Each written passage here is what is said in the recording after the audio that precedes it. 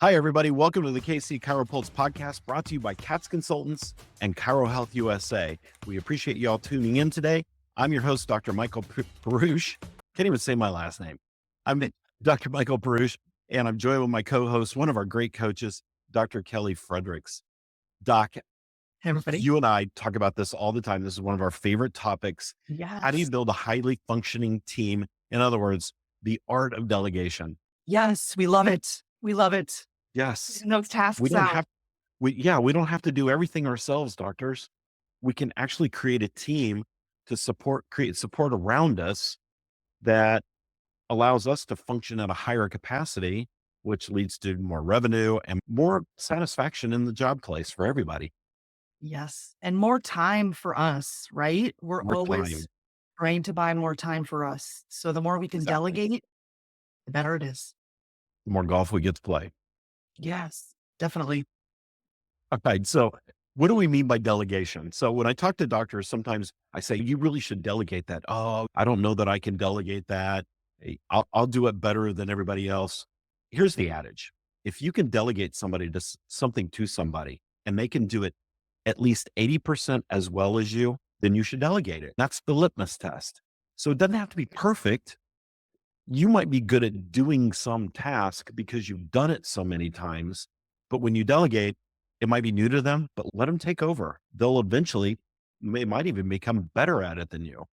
I was just going to say that, and get ready because it's probably going to be way better than you would have done it in the first place. Exactly. I was always happy to delegate things to my staff, especially to Marissa, because she would take it and maybe I could do it 100%, but she could do it 150%. Yes. Yeah, So, definitely. and I think delegating also creates a tighter bond within your team in the practice, because now your staff is not just doing tasks. They're much more engaged in a lot of things. They also feel like you trust them when you delegate to them. Yeah, definitely. And it empowers them, right? Like they want to have a title, they want to have a reason to be at work, and they want to know that they're needed. So Yeah. the more we can delegate and empower them to do those things, then that gives them really good feelings about what they do on a day-to-day basis. Sure. So how do we know how to delegate? How do we know what to delegate? The starting point is we have to know our team. We have to understand who they are. We have to know their strengths and weaknesses. So how do we do that? What are some great ways to do that? Here's one that comes to mind for me: personality tests. There's Yep. simple personality tests you can get online. If you're one of our members, we have one in the library, but personality tests are a great starting point. How do you all match up together? Yeah, we do personality tests in our office. We actually just read the book, The Enneagram, together as a team, which has been life-changing for us. So we all Yeah. know what our number is. We all know where we go in fear, where we go in stress, and it's really been so helpful for us. And also, we do something fun in our office where we ask each other, what are your favorite things? What do you like to do? And that kind of helped too, because I realized that one of my patients loves to organize. So you better believe she's the one that every week goes through the office and tidies things up and organizes the back closet and does that thing. And then I found out another person doesn't like social media. So that's not the person that I'm going to have help me with my marketing. Sometimes just sitting down as a group and asking each other questions and say, what do you like to do? What is it that you would like to do in the office? And then they're going to start telling you. And that's a delegation process, because now you're filtering out the workload Yeah. on the people who actually want to do some of those things, not Right. just, oh gosh, I have to do marketing. I hate social media. Why am I doing this? So you're matching tasks then with the right team member. Mhm. It's incredibly important. So Yeah. I want to dive into this just a little bit more, and I want to talk about some other aspects of delegation, but we need to have a quick word from our sponsors, CATS Consultants and Chiro Health USA. Hang in there. We'll be right back. We're talking about how to build highly efficient teams through delegation. So we all feel it. Rent or dining out, gasoline or movies. As a matter of fact, the dollar is not going as far for a whole host of reasons, and it's impacting everybody regardless of your financial situation. Did you know that 38% of the overall population is having to reconsider how they're spending their money just to afford the healthcare they need? And if you break it down further, 26% have actually delayed the healthcare that they need, including going to see you, the chiropractor. So here's what we need to know about the breakdown in demographics. You would think that someone who's making $120,000 or more would be continuing their care right now, but the actual number is 18%. 18% of that group is actually putting off healthcare, and that's a group of people making six figures. When you take that same information all the way down to a group making 40,000, that number is much higher. It's closer to 40%. So it's never been more important than now to make sure you've made it easy for your patients to come see you, that you have choices for them, and you understand what they're going through at home. We want to make sure your practice thrives during this time, and we encourage you to learn about what ChiroHealth USA can do for you and your practice, and making it easy for patients to see you and continue care. Hi, everybody. Welcome back to the KC CHIROpulse Podcast. We are talking about building highly effective teams through the art of delegation. One of the things that I think is really important is when we delegate a task, we're always worried if it's going to get done right, Yes. especially if the person's never done it. So part of creating a good pass off, if you will, when you delegate, part of creating that good pass off is setting clear expectations. What are you looking for? How do you want it done? What are the rules? How long you want it to take for them to get the project done? Setting clear expectations, incredibly important. So people know, so your team knows what to expect and Yeah, what you expect. exactly. And also letting them know the priority status. Is this something that is Oh yeah, good absolute point. high priority, doc? Do you need this done in the next 2 days? Do you need this done by the end of the shift?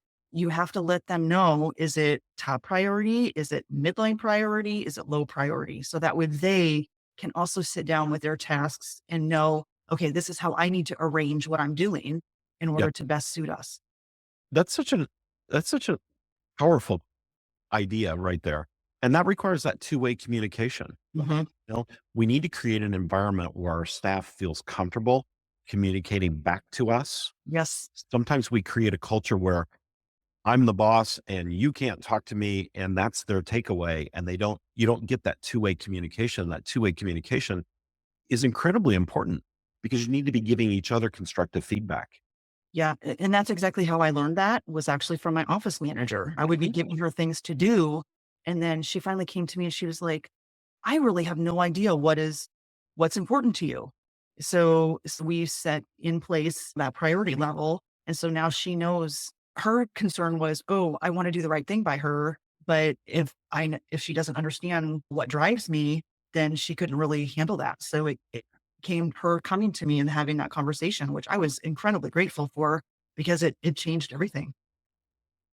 Yeah. So when you have that two-way feedback loop, what happens? You start to build trust. You build Yes. trust with each other. Now you're working more effectively together. That's part of building that high-powered team. When you build that trust, you encourage more initiative on their part. And Yeah. doc, I'm telling you, this is a game changer. If you feel like you're overburdened with a lot of the tasks in the clinic and you don't feel like you can delegate, you just got to do it, because it will take such a load off of you. Yeah. Your practice will become more efficient. Your capacity will go up. Your revenue will go up.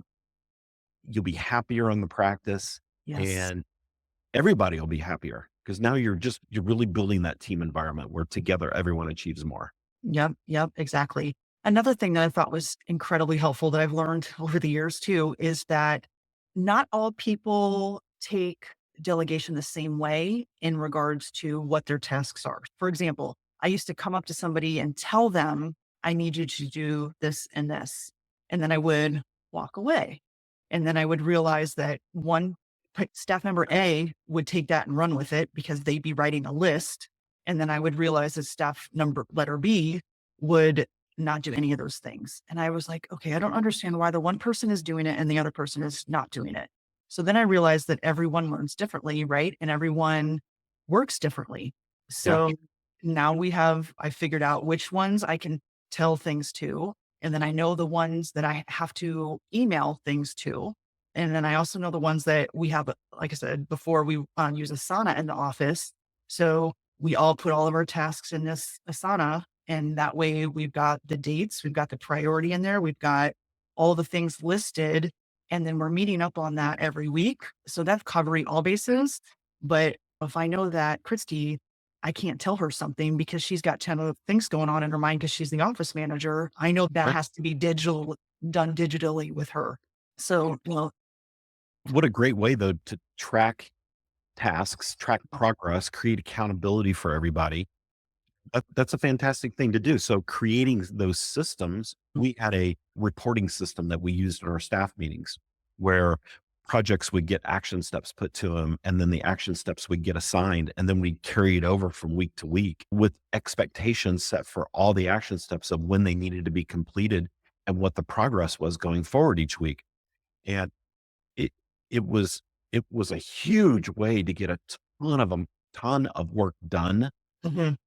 in short periods of time by spreading it out amongst everybody and maintaining that accountability.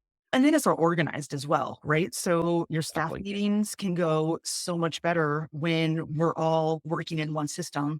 And then we can all, here's our topic today. We're talking about the first quarter event that we're having for Mother's Day. Then everyone says, okay, you have this, I have this, I'm working on this. Oh, I still have to do this. So it becomes that team environment. And then everyone is talking about the same thing to all accomplish the same goal. And Right. and it can be smooth, quick. Exactly. And there's some great tools out there. We use Google Workplace, and Yeah. my gosh, it's fantastic because we can share information, schedules. What else do we share on there? We can have meetings in there. I We mean, chat. we can chat. We can create task lists and assign tasks to people and create deadlines for things. And it's phenomenal. And what a great way for us to be able to manage because all of us at CATS, we're scattered all over the country, Mm, but whether you're scattered around the country or you're all in the same office, it doesn't matter. It helps create that organized workflow, yeah. which again, that's one of the demons of doing this Mhm. is you've got to create those management tools, those workflow tools to help keep it organized. Yeah. You do have to lay the groundwork, right? You have to take the time. And once you do that and sit down, take the time, and then everything else becomes so much easier. So Everything, it, literally. yeah. And sometimes it's a leap of faith. I know as docs, it's hard to let go. Take it from me. You've fought me on this many times, right? It's hard for me to let go. I'm a client as well. But when we can let go and we can gain that trust, oh my gosh, it just opens you up to do so many other things. The amount of marketing that we've been able to tackle this year has been incredible. And I know that is because of our delegation system and figuring out who are my creatives on my team, who are the people that love technology, because I do not. I am not a tech person. And finding those strengths and putting the right people in the right tasks. Yeah, that's huge. That's huge. So to make this work, we have to have leadership skills. Mhm. And I'm going to throw out something here and don't throw darts at me, everybody. But I know we all need our CEUs to keep up our licenses. Okay. But I see a lot of doctors immersing themselves constantly in clinical based stuff, whether it's Technique. techniques or diagnosing. And that's all great. That's all great. But we also need to realize that we wear a second hat. We're not always just clinician. Sometimes we're running a business. If you Yes. own the business, you're also an entrepreneur and you got to put your entrepreneur hat on sometimes. And so you got to get off that chiropractic mouse wheel and develop some leadership skills, develop some understanding of how marketing works, whether you're doing it or not. You need to develop that creative, innovative side of your brain, the right side of your brain, instead of using the left side all the time, so that we can really get into leadership mode and lead our staff. So we're not pushing them or leading them or pulling them. Right. We're giving them direction. We're laying proper tracks for everybody to work effectively together.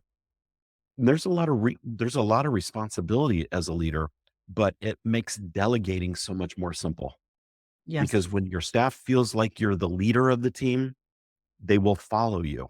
Right. If you're not the Yes. leader, they'll push back a little bit. Mhm. Yeah, definitely. And you want to lead them into greatness, right? So Exactly. you want to be a good leader that is organized and has a clear vision. And once they know that there's a clear message and a clear vision, then they jump on board with it. And this is the whole reason why we developed our mastermind program at Katz Consultants. It was because we see that huge need to foster those leadership skills in us. And that track really gives us an opportunity to help develop that leadership side of every doctor that's part of that group. Yeah. The mastermind and then also our virtual seminars are fantastic because that takes a day out of the clinic where we are just sitting together as a team and we are all working on ourselves. We're all working on personal development because your staff, they want to grow, they want to learn, they want to do more things in your office. And the more that we can pour into them and the more that we can train with them and take something that they think they might be good at, but then help them to foster that helps move everything along. But it is work. You have to take time. Yeah. And what you said is huge, that opportunity to develop as a team. Mhm. And we set our virtual seminars up so that they're on Thursdays. We did that on purpose. Everybody always asks, why during the week? We need to see patients. No, every once in a while, you need to develop because when you develop as a team, you can see more patients. There's a way to schedule around the virtual seminars. If you do it right, you'll never lose a patient visit. You'll actually gain. Right. And your clinic, they see that you're taking the time to develop and be better. Your And patients love it. your patients love it because they always want to know, well, what did you learn? What did you learn in your seminar? What did you learn on Thursday? Um, And they see the positive after effects of it too yes. in the practice because Yes. it just helps refreshen you as a team, helps you building together as a team, practicing together as a team, if you will, Yep. and working together. If we're a football team, for example, we don't all take the playbook home, read through it, and I'll see you on Sunday and we'll play a game. No, we practice every day and we practice every week and we continue practicing even in the off season together in some way so that we're always working together and building that power and strength as a team. You can only do that together. So those team building events periodically are incredibly important. Yeah. Yeah. And you're always evolving, right? You're evolving everything from the feel of your clinic to the tasks that you're working on. So Yep. you have to evolve together with where your focus goes. Do you need to Right. make changes? Is what we're doing working? Is it not? Do we need to change our message? Do we need to change what we're offering? Do we need to change a promotion? Do we need to change our schedule? You have Yeah. to. We see so many clinics that are constantly working in the now and Mhm. we're thinking about the future. Sure. And I don't care what business it is, chiropractic or you're selling widgets. The business environment changes over time. Consumer mentality, their buying habits change over time. Consumers are patients, Yeah. for example, in our profession, but we've got to keep pace with those kind of things. And if we are always practicing in the now, then we're never working towards the future. So the future growth of your practice is really dependent on a lot of these things that we're talking about, excuse me, like team development, like building employees that want to stay with you 10, 20 years because they're fantastic employees. They trust you. They love what they're doing and they're getting that constant growth for themselves. Yeah. One of the number one things that employees want is they want development and training opportunities on the job. Mhm. So building that in really helps not only develop good talent, but helps you retain good talent. Yes, definitely. Retain good talent and yeah, like you said, develop them into you could have someone start as a CA that ends up developing into your office manager. There's so many places where you can take them. Yep. And that whole role, that whole art of delegation and building your team and making it highly effective, highly successful really creates a succession plan for growth Mhm. term. And in my opinion, that's one of the biggest things you can do in your practice to create long-term success.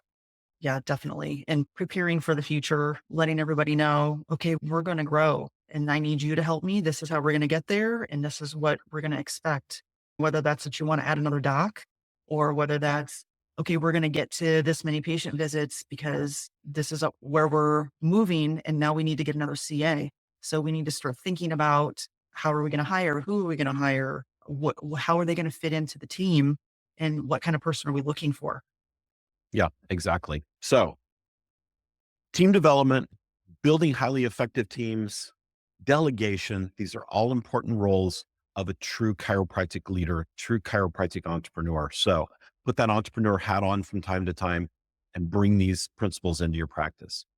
All right. If you haven't done so, go to katzconsultants.com. Check us out. Check out all the things that we're doing for our practices and helping doctors reach unbelievable levels of success.